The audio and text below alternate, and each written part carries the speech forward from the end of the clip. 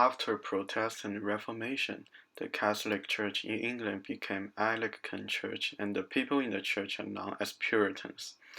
Because the Puritans were not allowed to practice their own religion, many of them fled to America. At the same time, a group of wealthy British merchants migrated there to make money. Even though colonies had some discontent to British, they most likely kept a good relationship with their mother country until French-Indian War began. French and Indian War is the war between France and England, and yet the Indians supported both countries. It is also known as the 7-Year War. Basically, France and England was fighting for Ohio River Valley because they wanted land and profits, and George Washington was appointed to confront France for the river.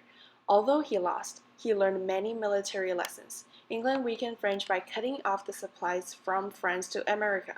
Then Native Americans decided to quit, and France's only ally, Spain, lost Cuba and Philippines to England. France was forced to sign the Treaty of Paris, so they lost all the power in America. And England gained Canada and Florida from both France and Spain. It is important because the consequences of war are the cause of the American Revolution. Colonies became more independent from protection of the England, but since the cost of war was enormous, England charged more taxes known as Sugar Act and Stamp Act.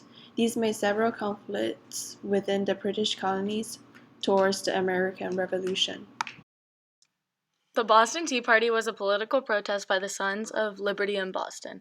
On December 16, 1773, Samuel Adams and the Sons of Liberty got on 3 ships in the Boston harbor and tossed about 342 chests of tea into the water. After this all happened, the British shut down the Boston harbor until all the tea was paid for. This was implemented under the 1774 Intolerable Acts. These acts are known as the Boston Port Act. This was important because of the British and American responses to the aftermath of the Boston Tea Party. The British were very angry with the actions of the colonists and wanted a punishment against them.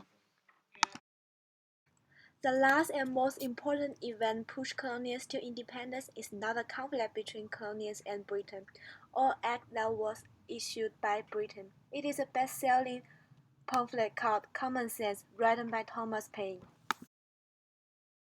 It published in January 1776 in Philadelphia. Thomas Paine argued for 2 main points in his work: independence from England and the creation of a democratic republic.